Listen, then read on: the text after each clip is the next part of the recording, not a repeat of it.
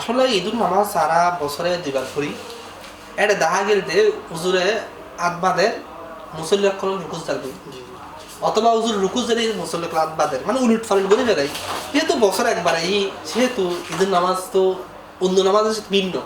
আসলে সঠিক নামাজের নিয়ম দিই প্রথমে বেগুন তিয়ানোর পরে ইমাম সাহেব নিয়ত করিব, আল্লাহু আকবার হয়ে নিয়ত করিব, হাত বাঁধিব, হাত বাঁধানোর পরে সারা করিব, সারা ফরানোর পরে আবার আল্লাহু আকবার আল্লাহু আকবার আল্লাহু আকবার হয়ে তিনবার হাত কান পর্যন্ত তুলি বাঁধিব।